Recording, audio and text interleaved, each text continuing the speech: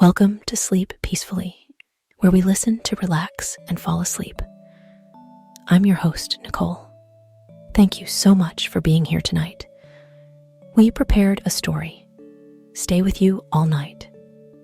These are the stories I read to myself, and I hope that's my voice. While telling stories, we'll give you some peace and tranquility and some quality rest. Make sure you are somewhere warm and comfortable. Feel the warmth of your bed and the peace of the moment. Take a few deep breaths, then exhale slowly to help your body gradually relax. This is your time to relax. Please enjoy this quiet time. Let's walk into the world of this story together. Lucas stared at the scene in front of him quietly. Whether it was the garden covered with cleverly designed wildflowers or the city wall reaching into the sky, he felt unprecedentedly majestic. The young man, who grew up in a small village, was immersed in the sheer scale of the place, deeply aware of the mystery and eternity contained in it. The stone seems to have been sleeping for a long time, as if quietly waiting to be rediscovered.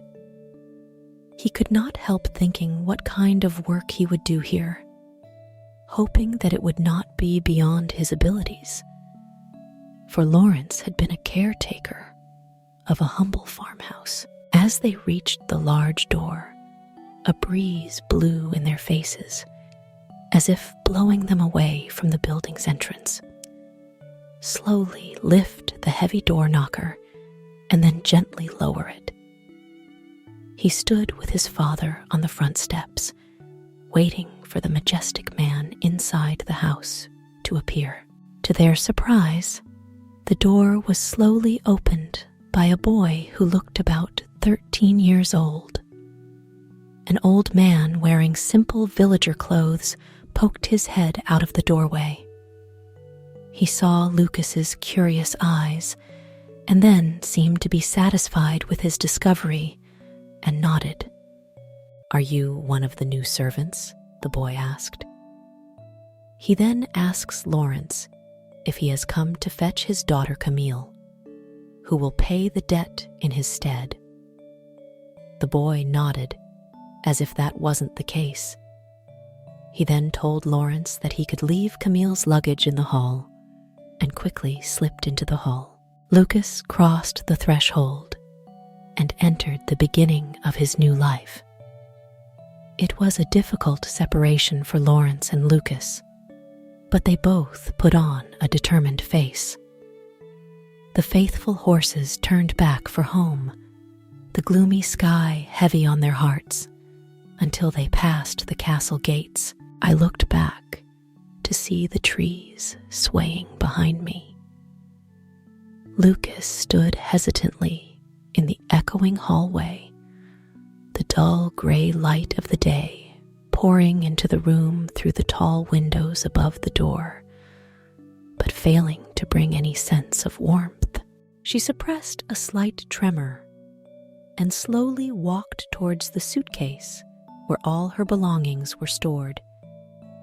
She told herself that she had to cheer up and go all out. After a few minutes, the boy ran back into the hall and told her that the Baron had asked him to take her to her room. He happily picked up her suitcase and began dragging it up the wide, winding staircase.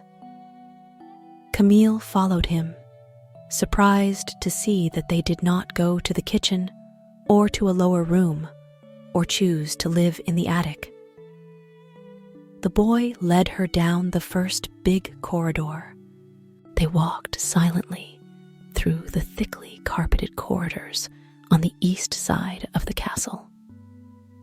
Their footsteps passed quietly by the noble portraits of Elise, like permanent residents, which surprised the strange girl, who was so busy observing that she almost bumped into them.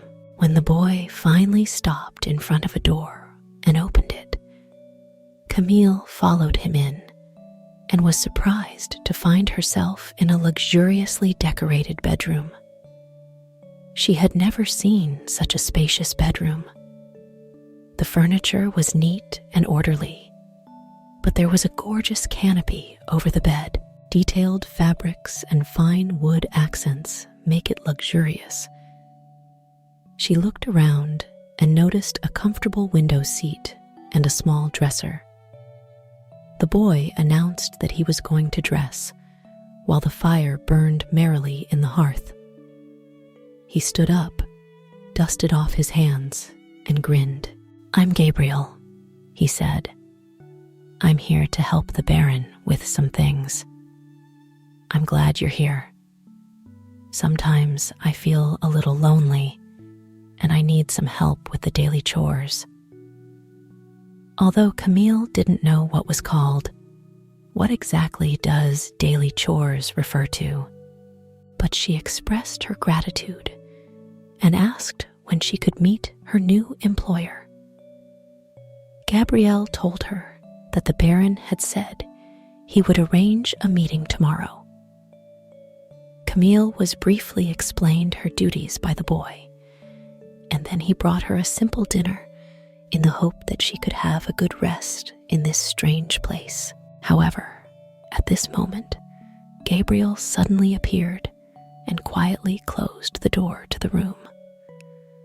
Camille woke up and started packing her luggage. She carefully hung the clothes in the closet, placed some books on the small table beside the bed, opened the books, and immersed herself in the pink paths between the pages. She smiled sadly, closed the book, and pushed it aside. Walking to the window, she opened the heavy curtains, huddled in the soft cushions, and sat on the seat by the window. From here, she could clearly see the garden in the yard, the sidewalks lined with lush plants, and the stone walls surrounding the castle. The wind stirs the gravel, blowing it here and there, creating little whirlwinds. Dark clouds were floating on the rising moon.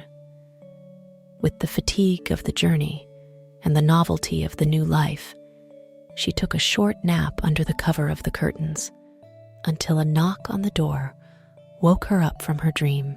She opened the door, and outside lay a tray with a simple dinner of bread, cheese soup, and some hot tea.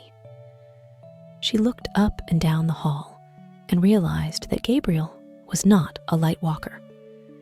She was convinced that he had delivered dinner to her room.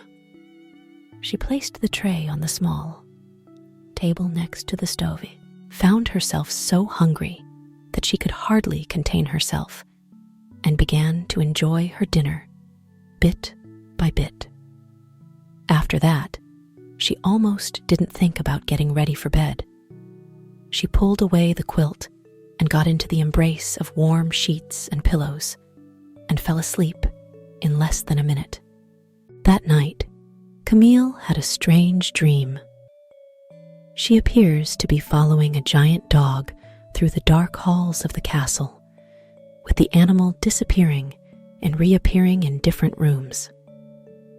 Every time she tried to catch up, she came to a doorway, but the dog always disappeared at the nearest moment. She looked into the room and saw not a dog, but the back of a man sitting at a desk.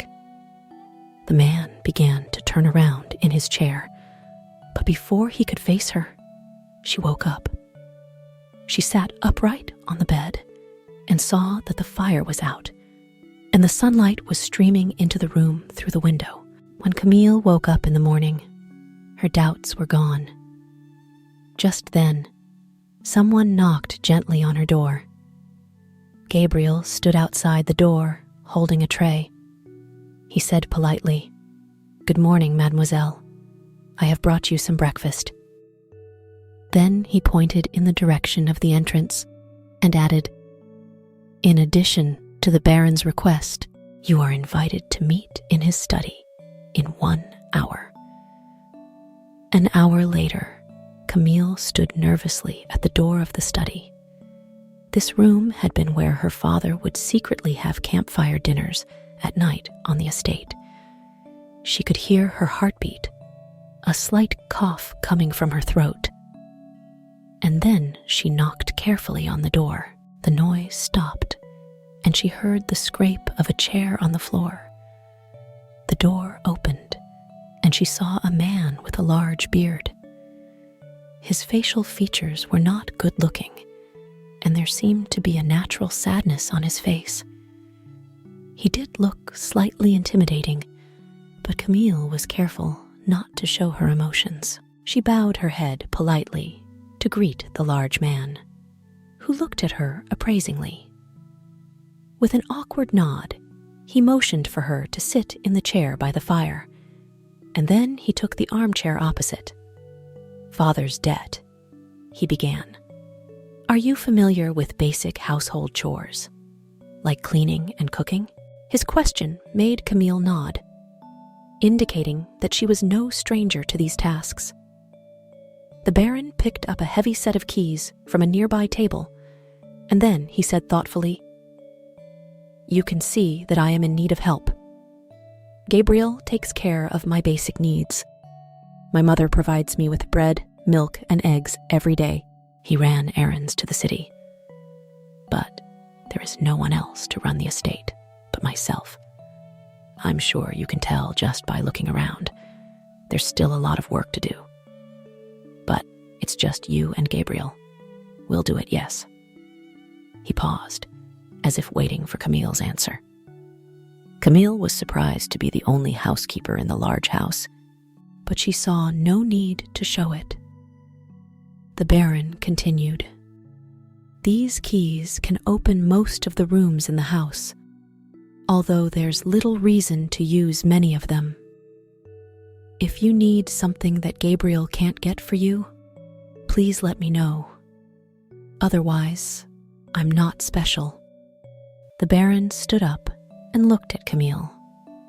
He had a stern expression and a firm tone. "I want you to do as much housework as possible and make your own decisions as much as possible. I spend most of my time in the study or library, and work makes me breathless." Although he did not say it clearly. The interview was over, but his attitude clearly got the message across. He stood up suddenly, and Camille Rose took the ancient-looking key from her seat and nodded to show that she understood. When she left the study, he told her that he would call her after dinner and invite her to the restaurant with him at 7 p.m. After dinner, when the phone rang, Camille nodded, thanked the Baron for the invitation, and left the study. She stood in the echoing front hall, feeling confused. Lost in it, she spread the heavy keys in her palms and stared at them. She had no idea what doors these ancient keys could open, but they exuded a quiet air of authority. Gabriel emerges from the shadows, stirring her reverie.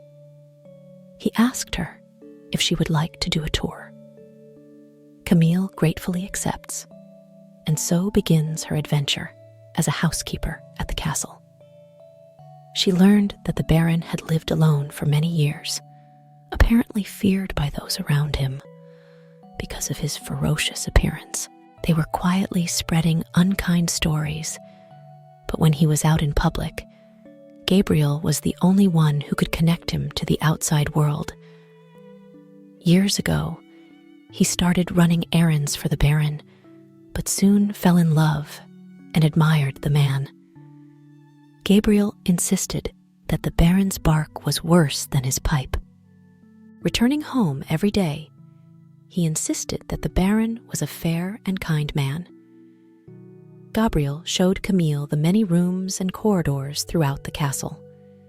However, much of the entire castle was neglected, with dark corridors and most rooms unused. Camille used her key to open bedroom after bedroom and found that the fireplace was cold and the rooms were covered with dust.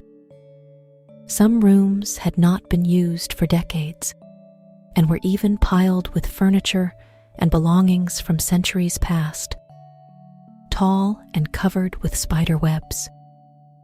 The windows filtered light from the outside every week, and the glass was stained with years of dust. Camille discovered that only a few rooms were used every day, and the foliage she had to clear and organize included the kitchen, the Baron's stubby wood, and the front entryway. Most wonderfully of all, the library that Gabriel allowed Camille to peek into. While the Baron was busy with other things, she was surprised to find a huge room with high ceilings and golden edging. Her eyes were then led to the bookshelves, extending to every part of every wall. A rolling ladder is placed at the end of each side of the room, ready to slide over the bookshelves, allowing visitors to view any books they desire. The spines come in a variety of colors: crimson, forest green, navy, and brown. Each one beckoned her to take it out of its shell and write it carefully. Camille was an avid reader of the few books her father owned during the recession, but she had never seen or imagined one like this. Based on the fact that Baron Gabriel spent much of his time here, it appears to be the real form. This lavish hideout is filled with an assortment of pages, either collected in installments or to worn leather. The armchair talks about turning the pages of a heavy book for a long time. Gabriel told her solemnly that he would keep the fire burning during the day. Camille imagined how intoxicating it would be to open one of these countless volumes, sit down in a soft chair, and inhale the smell of old age and the ink-stained paper. Camille knew that the new life she was about to begin would have many exciting and mysterious moments. The only way to make progress in the neglected house was to simply pick a spot and start the first day where she and Gabriel cleaned the front room and cleaned the kitchen. Baron has been cooking simple meals there for a long time, but most of the space needed attention. Although Camille is not a professional cook, she is happy to restore the sparkle of the kitchen. She asked Gabrielle to go to town with a list of vendors, and then, standing in the large, quiet kitchen, she got to work, clearing the dusty countertops, polishing pots and pans, and rejuvenating the cold and empty room. Regained vitality. When it came time for her to have dinner with the Baron, she prepared a simple roast chicken dinner, not complicated, but of which she was proud. Without time to tidy herself up, Camille returned to her room, where Gabrielle rekindled the fire, and she freshened up with her pictures and the washstand and put on her most beautiful dress. She stopped and stared into the darkness outside. The entire yard lay silent, and nothing seemed to be moving, not even a bird. The whole courtyard seemed to be immersed in a kind of silence. She thoughtfully drew the velvet curtains together and pulled herself away. There was a lot to learn about this place, she thought. Then, lighting a candle, she walked down the room, bathing in the velvety twilight, gradually descending the wide staircase. The tall door of the restaurant is very grand for two people. There was a time when it hosted glittering parties and gorgeous formal dinners. She raised her head, admiring the sparkling crystal chandelier above the room like a canopy of stars. Gabriel set 2 places at one end of the long table, dinner already set. She didn't have to wait long before the hulking Baron appeared awkwardly at the door. He paused, nodded, gave a brief greeting, then pointed to the 2 seats and motioned for her to come in. Camille was happy to sit down in an overstuffed chair. "I can see you've had a hard time working with Gabriel today." The Baron raised his eyebrows at the hearty dinner she prepared. "And he's been carrying the heavy burden of being my only helper all these years. I'm glad you can take over some of his work here." Camille nodded, not knowing how to respond when she was my master. He paused, his head. "Please, you can simply call me Anthony," he replied. "I am now the Lord of Nothing. This castle and its pile of dusty relics." He spoke jokingly into the darkness. Then, looking into her eyes, he smiled. "I'm sorry that you were forced to come here under these circumstances, but I hope you will feel comfortable. I try to be a fair person, and I am happy to have company." Camille smiled and nodded. "Do you want me to tidy up the library tomorrow?" she asked. "I'm not sure you want me to go in." The Baron thought for a moment and nodded. "No problem." Then he proposed, "You can feel free to borrow any book you like from the room. After all, to paraphrase Descartes, reading all the good books is like conversing with the best minds of the past few centuries. I think you will find my library has the capacity to offer you any book you have ever heard of. And this ability is quite miraculous." At this point, Camille was surprised by his offer of friendly, civilized language. Camille observed her unfortunate employer as he ate. She only spends a day in the castle before her entire perspective on her situation begins to change. She was the mistress of a large house with complete freedom to work as she chose, and she had just been provided with entrance to the large library. Maybe this twist of fate wasn't as grim as she thought. She looked at her plate in silence, and in the flickering light of the fire, the only sound was the clink of silverware on the china. The Baron and Camille did not speak much during the dinner, and after finishing their food in respectful silence, she made herself comfortable in the crisp white sheets of her marquee bed. Camille feels that the isolated estate holds promise for many interesting secrets, and she looks forward to discovering them in due course. She turned over and stared sleepily at the closed curtains outside the window. After cleaning the kitchen the next day, Camille cautiously approached the library. She knew that the Baron was in another study. "It seems it's time to clean up this wonderful study." She picked up the duster and began to move it back and forth between the stacks of books and the table in an orderly manner. As time passed and she was about to pile some books aside, Anthony appeared in the doorway. "Please do not disturb any stacks or open books," he said. Camille apologized, taking a step back from the pile of books she'd been touching. "There's no need to apologize," he assured her. "I realize this looks untidy, just because I'm researching, and I don't want to lose my spot." He then asked her if she had chosen a book. She answered herself no, and asked him if he had any suggestions.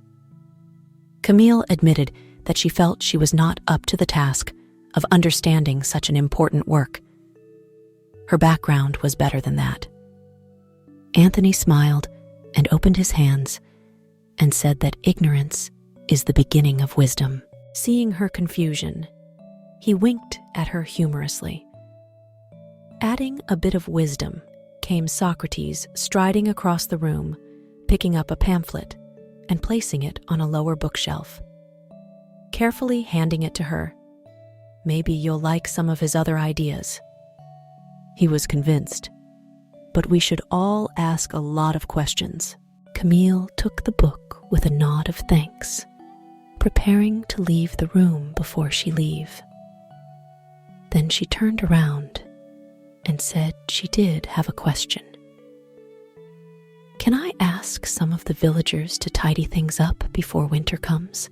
she asked Anthony, looking a little sad and shrunken. "If Gabriel can find anyone willing to venture into the manor, you are welcome. Unfortunately, most people are afraid to enter the castle, as there are many weird stories that have been told about me over the years, which is why I find myself mostly alone." Camille frowned and asked, "How can you stand it? Doesn't it make you angry to be treated so unfairly, LeBaron?" Anthony bowed his head thoughtfully and replied, "I was once a better-looking man, who was also a conceited and foolish man. It is a great misfortune to see my mistakes and the contempt with which I have been treated. It may be that just the price to pay for my stupidity." Camille didn't answer. She wouldn't ask any more questions today, but she was determined to find out more about how her employer got into such an unfortunate state. Now she was looking forward to reading Socrates in her room after dinner. Camille quickly adapts to her new life as the castle's steward and even falls in love with it. Through sheer bribery, she was able to have Gabriel hire several men from the village. One day, they came to the estate and cleared the garden of years of neglect. This was after they received strict instructions from Camille not to harm the rose bushes by the gazebo, which Antoine's mother had apparently planted. It was so special to him that she almost regretted letting a man from the village come. She heard them speak ill of Antoine, saying he was an absolute monster, one yelling at other beings like an animal, the other having no manners and being unfit for human company. "But I want his money," the man finished roughly. Camille noticed Antoine standing by the window, listening to the entire exchange. She hurriedly closed the exchange, anxious to save him from the ruthlessness of men. He waved her off, clearly unconcerned. "I'm used to this type of conversation." Still, Camille was frustrated. How can you tolerate such unfair people?